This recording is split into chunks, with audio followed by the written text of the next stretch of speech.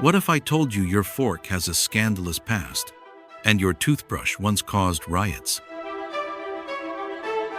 Every day, you interact with hundreds of object items so ordinary, so familiar, that you rarely stop to think where they came from.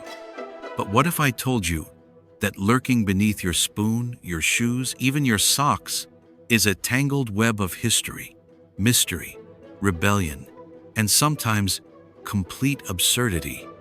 Today, we're going on a journey, one where the mundane becomes fascinating, where the quietest items in your home whisper stories of emperors, riots, revolutions, and bizarre accidents.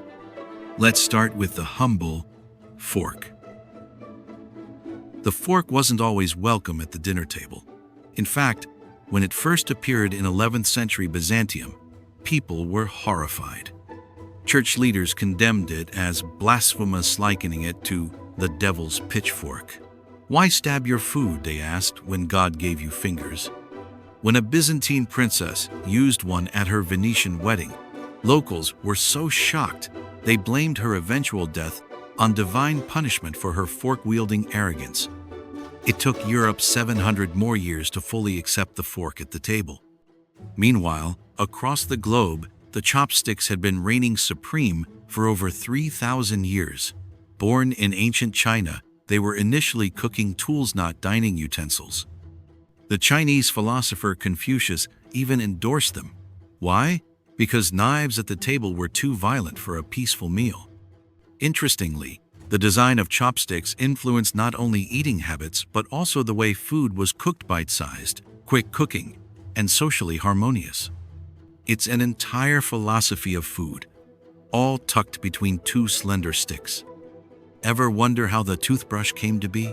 Before its invention, ancient Egyptians used frayed twigs, while Romans chewed abrasive powders made of crushed bones and oyster shells. But the modern toothbrush has a darker origin. In 1780, an Englishman named William Addis, jailed for causing a riot, made a toothbrush using a bone from his meal and bristles from a guard's horse. When he was released, he mass-produced them. Toothbrushes, born in prison. Oddly poetic, right? Toothpaste has its own twist. Early formulas were gruesome. The Greeks used a mix of crushed bones, oyster shells, and charcoal. The Romans, however, went one step further. They added urine. Yes, you heard that right. Human urine contains ammonia, a natural cleaning agent. It was prized for its whitening properties. The practice persisted so long that even in 18th century Europe, urine-based mouthwashes were still in use. Suddenly, that minty fresh tube on your sink feels like a blessing. Now, let's step into your closet. Your button-up shirt has military roots. The button-down collar was invented in 19th century England, not for fashion, but for practicality.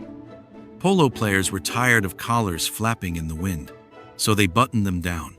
Eventually, Brooks Brothers brought the design to the US, marketing it as high-end attire. What began as a sports tweak became a global fashion standard. Isn't it funny how polo ponies influenced your Monday morning meetings? Speaking of clothing, the zipper had a rocky start. The first version, called the clasp locker, debuted in 1893. It jammed constantly and was considered vulgar due to its suggestive motion. It took 2 decades, a redesign, and World War I for zippers to be seen as useful. Soldiers loved them. After the war, they zipped into mainstream fashion. By the 1930s, kids' clothing had zippers for independence. Even fashion joined the fight for freedom, one smooth slide at a time. Your socks? Thank the Romans. They invented soccus, a soft slipper sock worn indoors. But real innovation came with the knitting machine in 1589, built by William Lee, who was later denied a patent by Queen Elizabeth I. Why? She feared it would put hand knitters out of work. Machines wouldn't dominate socks until the Industrial Revolution. Today, we have moisture-wicking, antimicrobial, even smart socks. But behind every cozy step you take lies a story of technology, monarchy, and economic fear. Ever felt trapped in a bra? You're not alone, and its history is filled with rebellion. The first patent was filed in 1914 by Mary Phelps Jacob, who fashioned one from silk handkerchiefs. Before that, women endured stiff corsets tight enough to displace organs. During WWII, bras became patriotic. Factories asked women to wear them to avoid accidents with spinning machinery. But the 1,968 bra burning protest? That's a myth. No bras burned, but the movement it sparked lit a fire worldwide. Now glance at your mirror. Ancient humans used polished obsidian. Later, the Egyptians used polished copper. But it was the Venetians in the 16th century who perfected the glass mirror, coating the back with a mix of tin and mercury.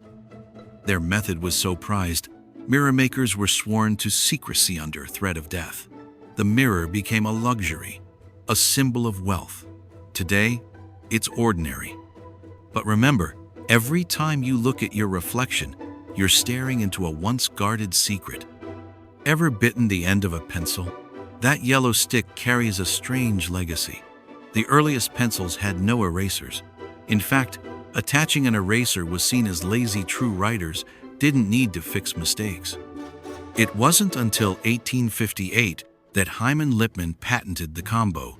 Before graphite, people even wrote with lead, not knowing the danger. So, next time you doodle in the margins, remember that pencil survived centuries of resistance and a lot of chewing. The umbrella was once taboo for men. In 18th century England, carrying one was considered effeminate. A man named Jonas Hanway changed that.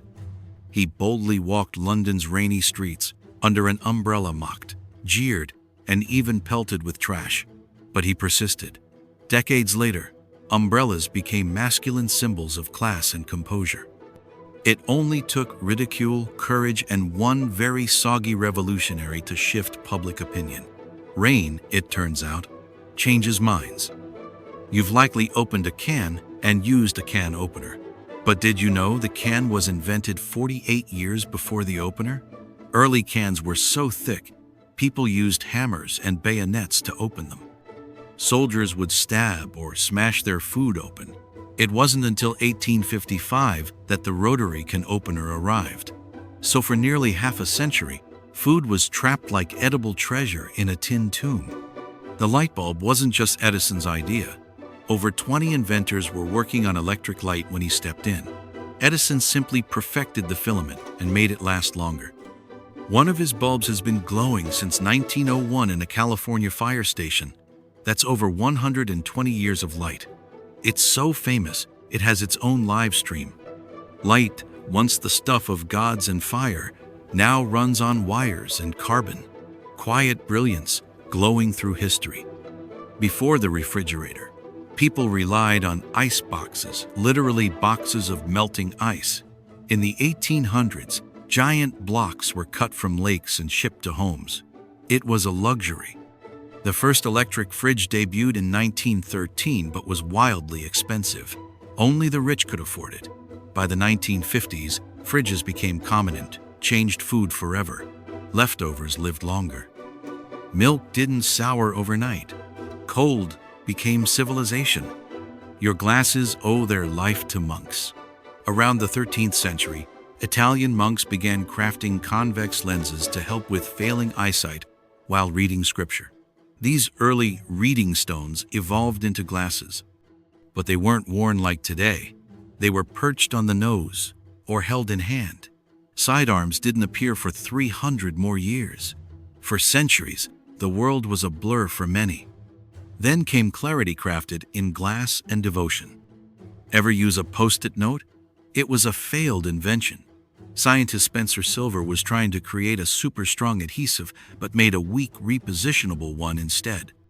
Years later, his colleague used it to mark hymns in a church choir book and loved it. Thus, Post-its were born. A mistake became a multi-billion-dollar success. Proof that even flops can stick. The toilet has been flushed through time. Ancient civilizations like Mohenjo-Daro had advanced sewer systems. But modern flushing didn't arrive until the 16th century. Credited to Sir John Harington Godson, to Queen Elizabeth I. His water closet was considered indecent. Yet by the Victorian era, toilets became symbols of progress.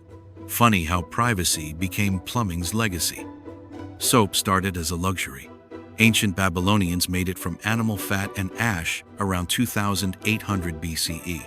Romans loved their baths but used oil and a scraper. Real soap was considered medicinal.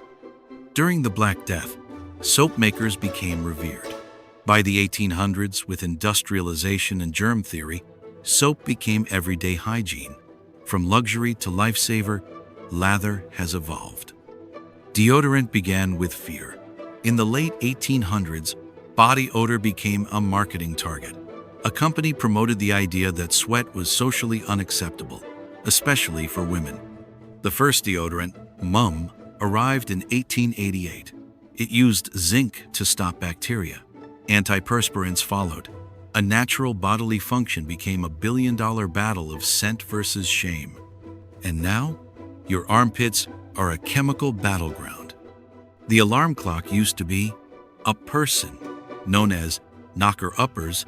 These workers tapped on windows with long sticks to wake clients. It wasn't until the late 1800s that mechanical alarms took over. But factory life demanded precision, so alarms became essential. Before that, waking up on time? Pure guesswork or someone's knock. Buttons date back over 5,000 years, but not for fastening. Early buttons were decorative. It was the buttonhole, invented in the 13th century, that changed everything. Suddenly, garments could be secured snugly. Fashion transformed. Military uniforms adopted rows of them for show and function. One tiny hole opened a whole new world of design. The shopping cart was rejected at first. Invented in 1937 by Sylvan Goldman, people found them odd and unnecessary. Men thought carts made them look weak. Women saw them as baby carriages. Goldman had to hire actors to pretend to shop with them just to normalize it. Now, it's impossible to imagine a supermarket without their rattling wheels. Before wristwatches, pocket watches ruled. In World War I, soldiers needed quick access to time, so straps were attached to watches and worn on the wrist. Initially mocked as feminine, the practicality won out. After the war, wristwatches became a staple. Fashion bowed to function once again. Your mattress tells a long story. The earliest beds were just piles of straw or leaves. Egyptians elevated theirs to avoid bugs and snakes. Romans added padding. The real game changer? Springs in the 1800s. Then memory foam in the 1960s, invented by NASA. From caves to space tech, all so you can hit snooze again. Velcro came from burrs. In 1941, Swiss engineer Georges de Mestral noticed how burrs stuck to his dog's fur. Under a microscope, he saw tiny hooks. Inspired, he created Velcro hook and loop fasteners. It wasn't fashionable, but NASA used it, and so did kids' shoes. Nature gave us the blueprint for sticking things together. The coffee filter was born of frustration. In 1908, Melita Bentz hated the gritty grounds in her cup, so she poked holes in a tin can, lined it with blotting paper, and brewed a smoother cup. Her invention is still used today. Some mornings owe their survival to blotting paper and caffeine. The keyboard is arranged to slow you down. The QWERTY layout was designed in the 1870s to prevent typewriter jams. Letters that were commonly used together were spaced apart. Efficiency came second to function. Even today, with no type bars to jam, we still use QWERTY. Old tech leaves long shadows. The microwave was an accident. In 1945, engineer Percy Spencer noticed a chocolate bar in his pocket melted near radar equipment. Intrigued, he tested popcorn and it popped. He built the first microwave oven, which was as big as a fridge. What once filled labs now sits quietly in your kitchen, zapping leftovers into the future. You've just taken a stroll through your home. Only now, everything feels different. Objects aren't just objects anymore. They're witnesses to war, invention, failure, and genius. Next time you zip your jacket, open a can, or scroll your keyboard, remember, the ordinary hides the extraordinary. Always. Thanks for listening. If you enjoyed this glimpse into hidden history, hit like, subscribe, and share the story. We'll be back soon unlocking more secrets from the world around you. See you in the next episode.